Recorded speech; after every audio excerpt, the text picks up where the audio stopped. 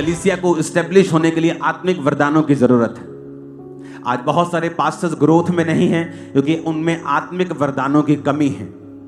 बहुत सी जगहों के ऊपर हाथों और पैरों की कटी हुई गॉस्पल सुनाई दे रही है। कुछ लोग सिर्फ प्रीच करने के लिए बुलाए गए हैं, वो बात अलग है, लेकिन वो प्रीच करने के साथ साथ हीलिंग और प्रोफेसी का विरोध करते हैं, जो कि गलत है। बाइबल कहती है आत्मिक वरदानों की धुन में रहो। अब आप वो बात सुनना चाहते हो जो कोई व्यक्ति कह रहा है, चाहे वो परमेश्वर का ही क्यों ना हो, या आप वो बात सुनना चाहते हो जो प्रभु का वचन आपको कह रहा है। प्रभु का वचन कहता है आत्मिक वरदानों की धुन में। धुन का मतलब क्या होता है? अगर हम यूनानी भाषा में इसको पढ़ें, कहता डिजायर आफ्टर स्पिरिचुअल गिफ्ट्स। धुन का मतलब है जेलो।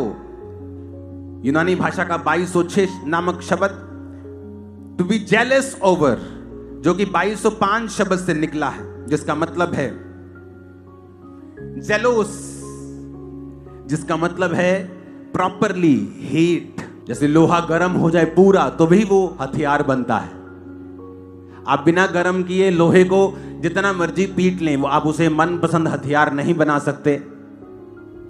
बहुत से लोग ये बात नहीं समझते हैं कि स्पिरिट में एक रूल है, और वो रूल क्या है? चाहे वो हीलिंग हो, चाहे वो वरदान हो, या परमेश्वर के साथ संबंधित कोई भी कार्य हो, जब तक आप उस चीज की धुन में नहीं है, लिखा प्रॉपरली हीट, पूरी तरह से एक चीज गर्म हो जाना। पानी उबाल तब आता है जब पूरी तरह से वो गर्म हो जाता है। टू बी जेलस ओवर, एक चीज के लिए पूरी तरह से पीछे पड़ जाना, उसकी धुन रखना। 12 साल की लहू बहने वाली औरत अगर ये सोच के घर में बैठी रहती कि हाँ प्रभु यीशु मसीह आएंगे, मेरे घर के पास से कभी निकलेंगे तो मैं जरूर छूंगी, क्योंकि मैं जा नहीं सकती ना। लेकिन बाइबल कहती है वो लोगों को छू नहीं सकती थी क्योंकि उसे अशुद्ध करने वाला रोग था। अगर वो छूती तो मारी जाती। फिर भी वो अपने घर से निकली, और परमेश्वर को छूना आसान नहीं था। भीड़ में से चीर कर रिस्क लेके प्रभु को छुआ। हीलिंग आसान नहीं है जैसा लोग समझते हैं। कोढ़ी परमेश्वर के पास आया, जबकि कोढ़ियों को लोगों के पास आने की आज्ञा नहीं थी। जहां लोग थे, छावनी थी, जहां लोग रहते थे, नहीं आ सकते थे। लेकिन बाइबल कहती फिर भी एक कोढ़ी परमेश्वर के पास आके उसको प्रणाम करके कहता है यदि तू चाहे तो मुझे शुद्ध कर सकता है। रिस्क लिया उसने।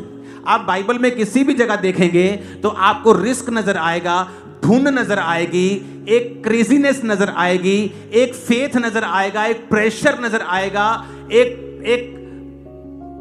परमेश्वर के राज्य में बलपूर्वक प्रवेश किया जा सकता है। एक बल नजर आएगा, तभी परमेश्वर देता है।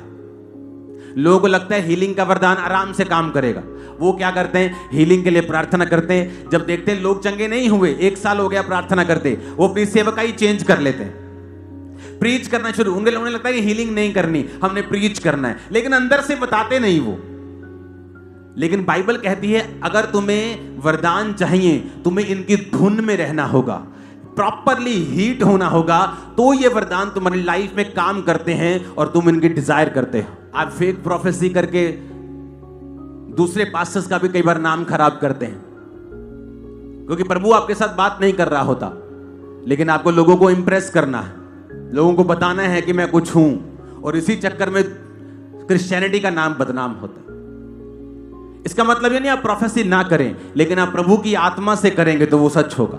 अगर आपको वो वरदान कोई चाहिए, आज से कुछ साल पहले जब मैंने प्रोफेटिक में प्रवेश किया और परमेश्वर का आत्मा जब मुझसे बात करने लगा, तो मैंने वो उस प्रोफेटिक वरदान को शाइन करने के लिए प्रभु से कहा, परमेश्वर मैं रोज तेरी वेदी के पास आऊंगा, इतनी भेंट मैं रोज तुझे दूंगा पैसों की, इतनी प्रार्थना मैं रोज करूंगा सिर्फ एक इस वरदान के लिए। और मैं रोज परमेश्वर के सामने जाता था, रोज अपने बीज को बोता था, रोज प्रेयर करता था सिर्फ एक वरदान के शाइन करने के लिए। और मैं सालों में करता रहा हूं, और उसके बाद वो वरदान शाइन होना शुरू हुआ। धुन में रहना। आप धुन में कैसे रह सकते हैं अगर आप 24 घंटे उस बारे में सोचते नहीं हैं? एक प्रोफेटिक वाला आदमी आपको लड़ता हुआ नहीं मिलेगा, वो आपको प्रेयर माउंटेन पे मिलेगा, प्रार्थना करता हुआ मिलेगा। उसे मालूम है अब मुझे सोना है, मुझे दर्शन देखना है, प्रभु मुझसे बात कर। 24 घंटे वो उस धुन में रहता है। वो सोता भी बाइबल पढ़ के है, वो सोता भी प्रार्थना करके, उठकर भी प्रार्थना करता है, बाइबल पढ़ता है, वो उस धुन में रहता है। वो अपने आप को स्पिरिचुअली तैयार करके रखता है। मैं रोज भेंटों को बोता था, रोज।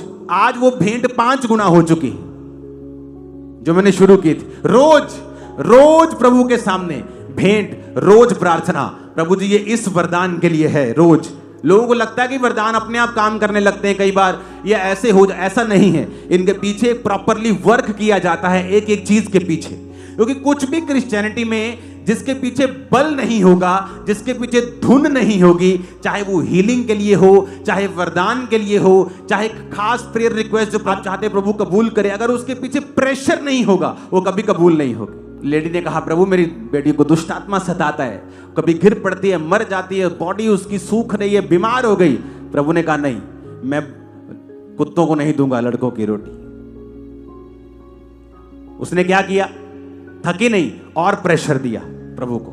क्या प्रेशर दिया? प्रभु मुझे अपने घर का कुत्ता समझ ले, कुत्ते भी वही चूर चार खाते हैं जो तेरी बालकों की मेज से गिरते हैं, हमें अपने घर का कुत्ता समझ ले। परमेश्वर ने कहा जा, तेरी बेटी को दुष्ट आत्मा छोड़ के जा चुका है। प्रेशर।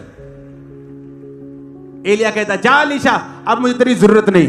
ले पहला सेवा करा ली, हाथ धवाले हैं, हुण कहता तेनू लोड़ नहीं, चल मैं भी चलना। फिर कहता तेरी शपथ, यहोवा की शपथ, छोड़ने का नहीं, तुझे छोड़ने का नहीं, तुझे छोड़ने। प्रेशर। आत्मा उतरा, बल से उतरा। शॉल जब आया सामर्थ आई, प्रेशर से, धुन से। धुन कहां है तुम्हारी? धुन नहीं है। धुन कहां? अगर धुन हो तुम्हें वरदानों की, तुम फोन पर टाइम, टीवी पे टाइम वेस्ट नहीं कर सकते। अगर तुम्हें धुन है तो, जब धुन होती है किसी चीज की, अगर आप किसी सिंगर से मिले जिसको धुन होती है गाने की, वो हर टाइम आलाप गाता है मन में, हर टाइम सिंगिंग करता है, हर टाइम हारमोनियम लेके, उसको धुन है। आपको कहां है आत्मिक वरदानों की धुन? बाइबल कहती है आत्मिक वरदान जब एक कलीसिया की लाइफ में आते हैं, कलीसिया रेजोलेट यानी स्थिर हो जाती है। पौलुस ने कई बार कहा है कि मैं आकर तुम्हें कोई आत्मिक वरदान दूं हाथ रखने से, ताकि तुम वरदान तुम्हें काम करे और तुम स्थिर हो जाओ। आज कलीसियां स्थिर क्यों नहीं है? पास्टर बोलते लोग आते चले जाते, क्योंकि वरदानों की कमी है। जब वरदान होते कलीसियां स्थिर हो जाती है। और जब परमेश्वर का रूह कहता है कि पहले प्रेम करो, माफ करो, नहीं तो वो वरदान फेक होंगे, लोगों को मालूम हो जाएगा ये फेक आदमी। पहले कहता प्रेम का अनुकरण करो, पहले प्रेम तुम्हारे अंदर होना चाहिए, फिर कहता वरदानों की धुन में रहो। हीलिंग वरदान उसकी धुन में रहो। मैंने देखा है रिजल्ट, जब क्रूसेड्स होते हैं घंटों दर, जब प्रार्थना में बैठते, परमेश्वर उस पर प्रेशर देना, खुदाबंद आज ये होना चाहिए, परमेश्वर आज ये होना चाहिए, खुदाबंद आज तेरा आत्मा इस तरह से कार्य करना। आप देखते हैं रिजल्ट होता है, रसौलियां निकल रही होती, सब कुछ लाइव हो रहा होता है। आप कुछ कंट्रोल नहीं कर सकते, परमेश्वर कंट्रोल कर रहा होता है। धुन में रहना, कोई चीज आपको परमेश्वर से लेनी है, धुन में रहना, प्रार्थना करना, बीजों को बोना, परमेश्वर के सामने जाना। धुन गायब है आज। क्या कलीसिया में वरदानों की धुन है? पौलुस कहता है वरदानों की धुन में रहो। आज भी उस वरदान को और शाइन करने के लिए, प्रभु के और करीब जाने के लिए, मैं खुदावंद के सामने फिर भेंटों के साथ, रोज, एवरी डे, रोज खुदावंद ये वही भेंट है इस वरदान के लिए। और 2 भेंटें मैं देता हूं वरदानों के लिए अलग, टाइथ अलग है, हेल्प करना अलग है। अपने टाइथ से आप विडो की हेल्प नहीं करते।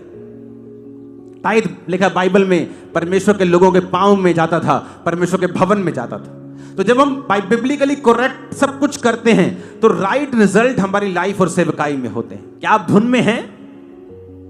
क्या आप उस चीज के लिए वाकई धुन में हैं? प्रॉपरली हीट, जेलस ओवर, पूरी तरह से आपका मन उसको परस्यू कर रहा है, उसका पीछा कर रहा है, उस पर प्रेशर दे रहा है, आपकी लाइफ सेम नहीं होगी, ये गारंटी है। आमीन ऊंचे वाला चाहिए चर्च। मैंने कहा आमीन ऊंचे वाला चाहिए चर्च।